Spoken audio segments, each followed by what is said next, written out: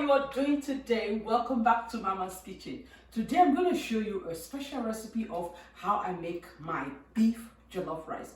Guys, I have jollof rice in my collection, but this is a new thing for me.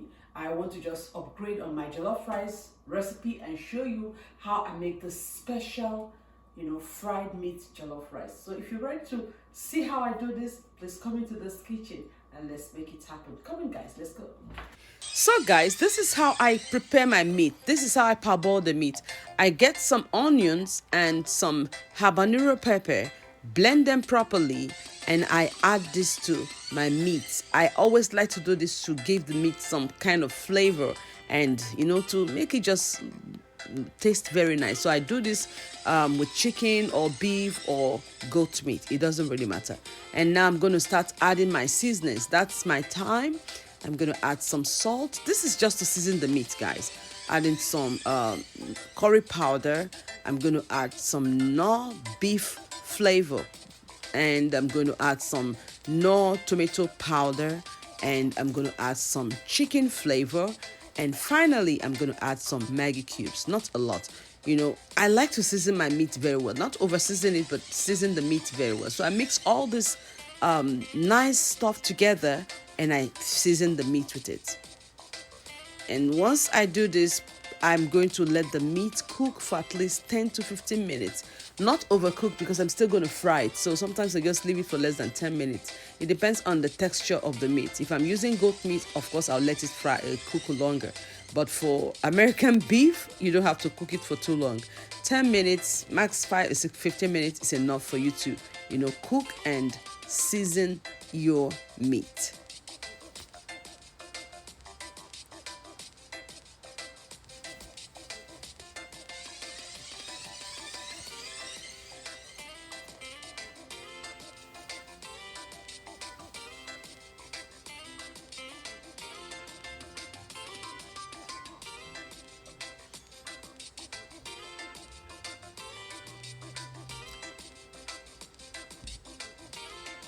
Now I have some peanut oil in the pot. I'm getting ready to fry the sauce. So I add my peanut oil in the sauce. I like to use peanut oil for my jollof rice. It gives it a really nice taste.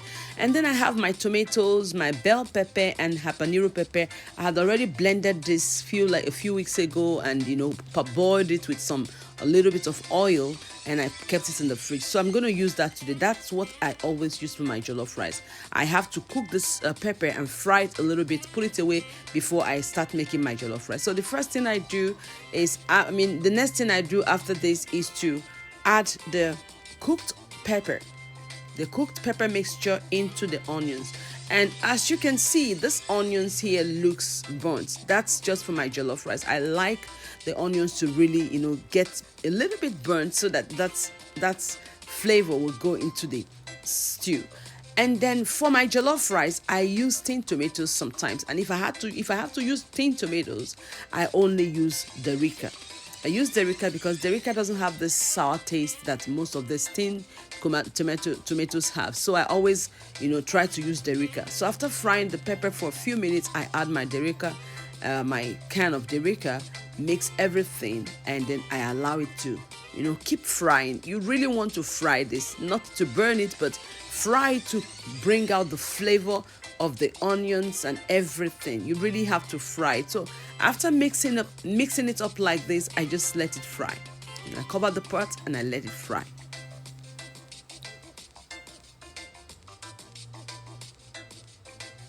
So now I'm going to fry my meat, and like I always tell you, this is how I fry my meat. I always add a whole onion into the oil before I start putting in the meat. The meat is cooked and now I'm just frying it.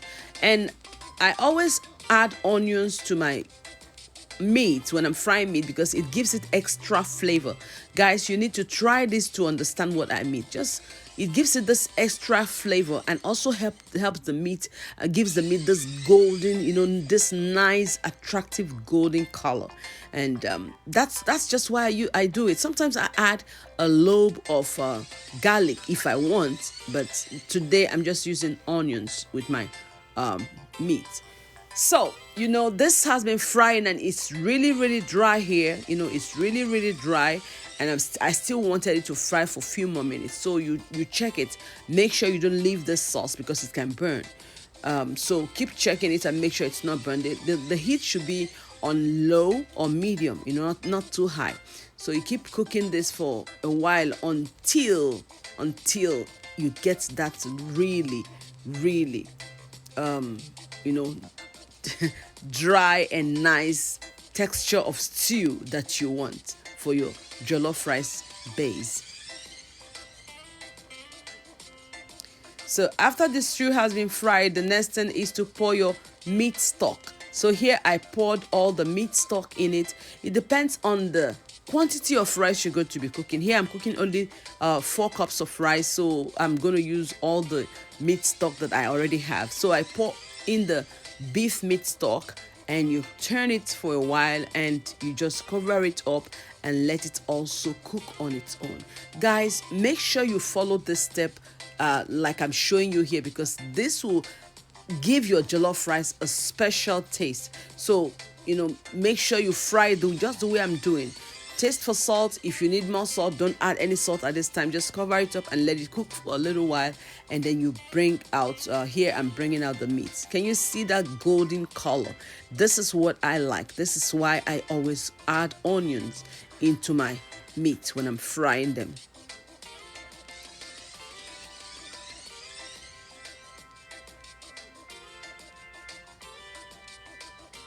Now, part of the onions is really tearing apart. Don't worry about that.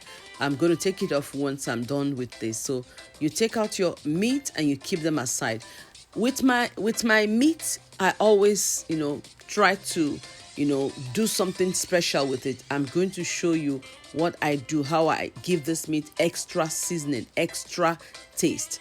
I make it really, really, it's really fried. It's really dried here. So to give it that soft, moist, texture, I will show you what I do to this meat after this. So here the stew has been frying for some minutes, and now it's really actually, ready. It's really ready to take in any other ingredient. So what I do here is try to check the taste. Try to taste it and make sure it's not over seasoned or under seasoned. So you have to really make sure you have the right taste for jollof rice. Jollof rice needs a lot of seasoning in it.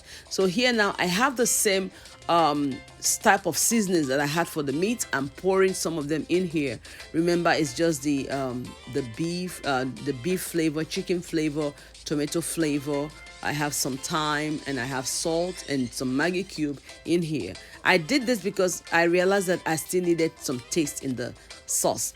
So this is what I do to soften my meat, guys, to make it, soft and moist. I pour it back into the stew and I just allow it to stay in the stew for just 5 minutes, Let it boil with the stew. Let it cook with the stew. You want that meat to absorb some, some softness into it, because it's been fried and you don't want it too dry for people to chew on. So I pour them back into my stew and I leave it there for just like 5 minutes, just for it to cook with the stew, just to get the meat, the stew into the meat. And after 5 minutes, what I do now is take out the meat. You take it out. Make sure you're not taking it out with the sauce. My spoon has a kind of hole in it that can drain off extra sauce or oil. So I'm using the spoon to take out the meat from the sauce. At this point, this meat is really soft, guys. Really soft, moist, and delicious. Very, very delicious. So you have to really season your meat and cook it right, and then your jollof rice meat will come out really, really tasty. Really tasty, guys.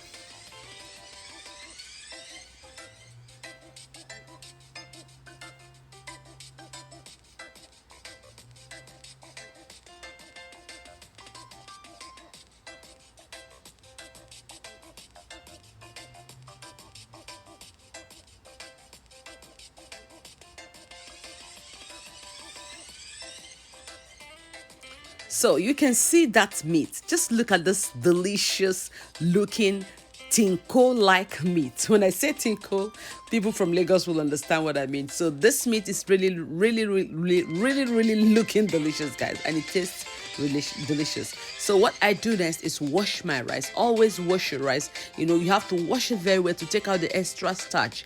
We don't need all that carbohydrate. So when you're cooking rice, always wash it until the water is clear, until you've taken out almost all the starch or most of the starch or all the starch out of it, and then you put it in the sauce. You can see the sauce has been cooked, well seasoned, and ready to take in the rice. So you pour it in and you mix everything together.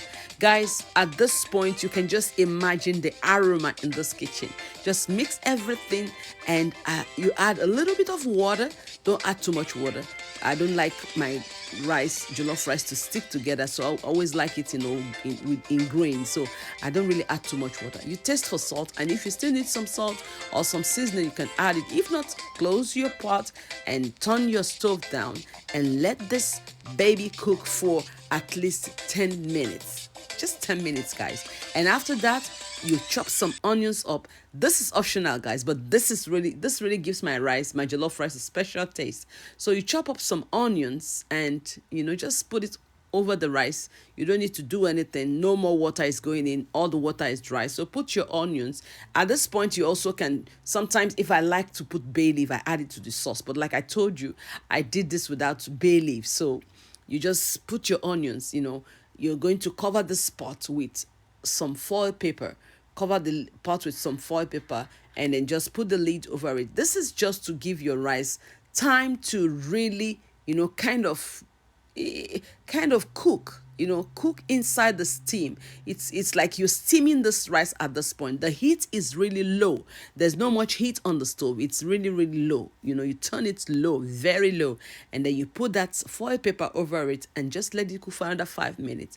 And after that, it's ready to be mixed. Your jollof rice is ready at this point, guys. You can just see that delicious looking rice. Guys, this rice came out really delicious, and I believe if you follow my steps, you are going to get this real result, the same result. Really delicious, fluffy, very tasty, and it came out in grains. It's not sticking together.